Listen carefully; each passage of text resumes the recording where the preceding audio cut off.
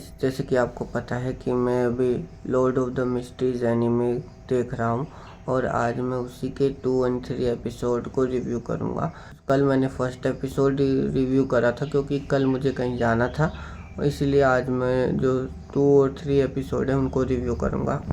तो मैंने देख लिए हैं और फर्स्ट एपिसोड को मैंने दोबारा देखा स्टोरी को अच्छे से समझने के लिए, क्योंकि मेरे को थोड़ा सा शुरू में एनीमे ऐसा लगा था कि मैं इसको ढंग से समझ नहीं पाया हूँ, इसलिए मैंने फर्स्ट एपिसोड को दोबारा से एक बार देखा और अब मुझे अच्छे से समझ आया कि इस वर्ल्ड में क्या क्या यूनिक है और इस वर्ल्ड में क्या होता है। क्लाइंट मोरेटी का इस वर्ल्ड में क्या रोल है अभी तक जो मैंने देखा वो मैं आपको बताता हूँ।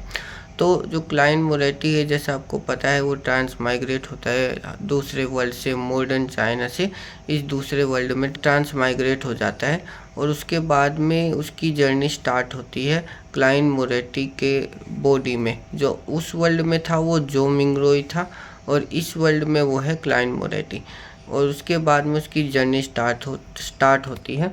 तो अभी हम 2 और 3 एपिसोड की बात करते हैं क्योंकि फर्स्ट एपिसोड का मैंने कल रिव्यू बना दिया है। चलो 2 और 3 एपिसोड के बारे में मैं आपको बताता हूँ। तो सबसे पहले बताता हूँ मेरे को 2 और 3 एपिसोड में क्या खास लगा।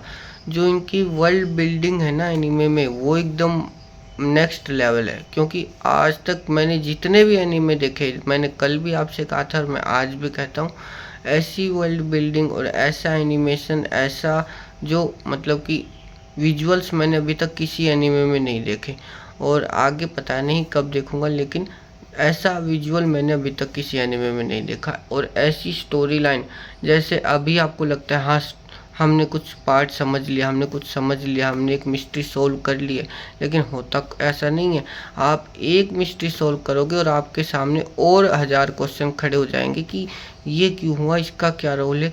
यहाँ तक कि जो हमारा मेन कैरेक्टर है क्लाइंट मोरेटी, उसको भी मतलब ओ जैसे कि आप एक क्वेश्चन सोल्व करोगे कि हाँ एक मिस्ट्री सोल्व हो गई है, अब चलो नेक्स्ट स्टेप पे चलते हैं, लेकिन ऐसा होता नहीं है। आपके सामने और क्वेश्चन आके अराइज हो जाएंगे कि ऐसा क्यों हुआ, और क्या मैं सोच रहा हूँ क्या वो सच में वही है, या आगे जो होने वाला है, जो रिजल्ट मैं सोच रहा हूँ क्या वो सच में होगा या कुछ और होगा। मिस्ट्रीज पे मिस्ट्रीज आती रहती है इसमें। मतलब कि क्लाइंट मोरेटी इस एनीमे में 3 लाइफ को जी रहा है। फर्स्ट तो जो वो अपने वर्ल्ड से ट्रांसफ़र हुआ वो, दूसरा क्लाइंट मोरेटी जो इस वर्ल्ड में है, और तीसरा है फूल, जो कि उसकी एक अलग आइडेंटिटी है जो वो ही जानता है सिर्फ, और कोई नहीं जानता। लेकिन जो अभी क्लाइंट मोरेटी अभी जिस ऑर्गेनाइजेशन से जुड़ा है उसके बारे में भी, वो भी एक सीक्रेट ऑर्गेनाइजेशन है, उसके बारे में भी बहुत कम लोग जानते हैं। और हर पर्सन, हर करेक्टर के अराउंड एक मिस्ट्री है। ऐसा लगता है कि सब नॉर्मल है क्लाइंट को छोड़ के, लेकिन ऐसा होता नहीं है। मतलब ऐसा लगता है कि क्लाइंट को छोड़ के सब नॉर्मल है, लेकिन ऐसा नहीं है। सबके अराउंड कोई ना कोई मिस्ट्री है, यानी वो। और जैसे कि सेकंड एपिसोड में हमें बियॉन्डर्स का भी कंसेप्ट पता चलता है। तो वो ऑर्गेनाइजेशन से ज्वाइन होता है और फिर उसके बाद में उस अपने पाथवे पे चल देता है। ये मैं ज़्यादा इसलिए नहीं बता रहा आपको कि आपको ऐसा ना लगे कि मुझे कुछ पहले ही पता चल गया या कोई स्पॉइलर रिवील हो जाए, ऐसा कुछ नहीं है। मैं बस उतना ही पार्ट बताऊंगा आपको जितना नॉर्मल हो सकता है, ताकि आपको कोई स्पॉइलर रिवील ना हो। जब आप खुद देखें एनीमे तो मैं ये गारंटी दे सकता हूँ, आपको लगेगा कि ऐसा तो मैंने पहले कभी देखा ही नहीं है। और मतलब आप भी बहुत एक्साइटेड होंगे, बहुत क्वेश्चंस अराइज होंगे आपके मन में भी। यहाँ तक कि जो हमारा मेन कैरेक्टर है उसके मन में भी बहुत क्वेश्चन अराइज हो रहे हैं कि वर्ल्ड में क्या हो रहा है, मैं यहाँ क्यों हूँ, ऐसे उसके मन में क्वेश्चंस अराइज होते हैं। फिर वो अपने पाथवे पे चल देता है। मिशंस भी सोल्व होते हैं कुछ जैसे कि वो ऑर्गेनाइजेशन है वो कुछ मिशंस भी सोल्व करती है इन 2 एपिसोड में। और हमें थर्ड एपिसोड में एक फ़ाइट भी दिखाई जाती है।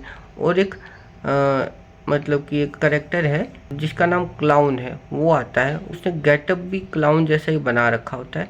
फिर उसकी फ़ाइट होती है और बहुत कुछ चीज़ें होती है, वो जब आप सब देखेंगे आपको पता लगेगा। तो ओवरऑल जो मेरी जो रेटिंग है वो इस एनीमे की 9 और 10 है।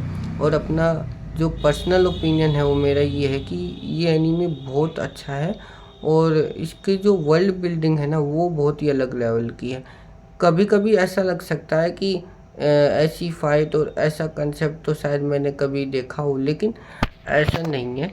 बहुत सारी चीज़ें हैं इसमें जो मैंने तो आज तक नहीं देखी। जैसे कि मैंने कई चीज़ें, कई और एनीमे भी देखे हैं, डार्क एनीमे देखे, सुपर नेचुरल एनीमे भी देखे हैं, लेकिन कुछ चीज़ें इसमें डिफरेंट है। जैसे इसका वर्ल्ड, हर चीज़ के अराउंड एक मिस्ट्री है और जो हमें समझनी होगी।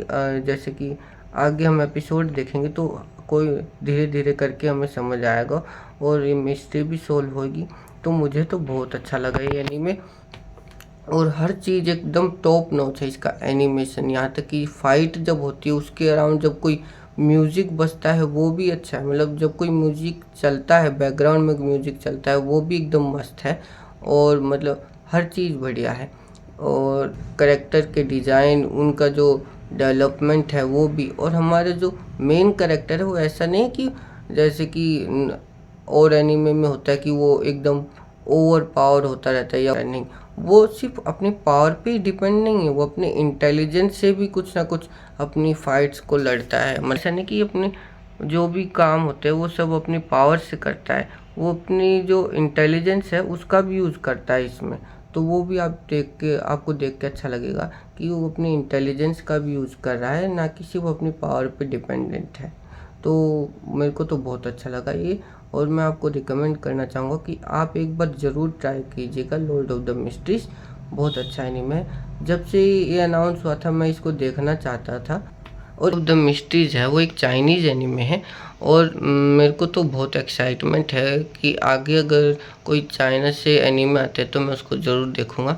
इस एनीमे ने तो मेरा पूरा ध्यान खींच लिया है और मैं एकदम हुक हो गया हूँ इस एनीमे पे, क्योंकि इसमें मिस्ट्रीज ही इतनी है और हर पर्सन के अराउंड मिस्ट्रीज है, ना ओनली सिर्फ हमारे जो मेन करेक्टर है उसके अराउंड ही नहीं, हर पर्सन के अराउंड। तो मैं तो हुक हो गया हूँ इस एनीमे से, और मैं इसको कंप्लीट कर लूँगा 2-4 दिन में, मतलब 2-3 दिन में इसको पूरा कंप्लीट करेंगे। और फिर एक रोज़ रोज़ आपको अच्छे से रिव्यू करते रहेंगे हर एपिसोड को। तो चलो कल मिलेंगे एक नए एनीमे रिव्यू के साथ में।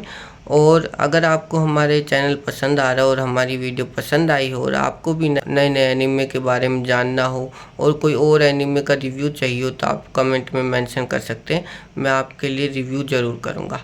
Bye bye.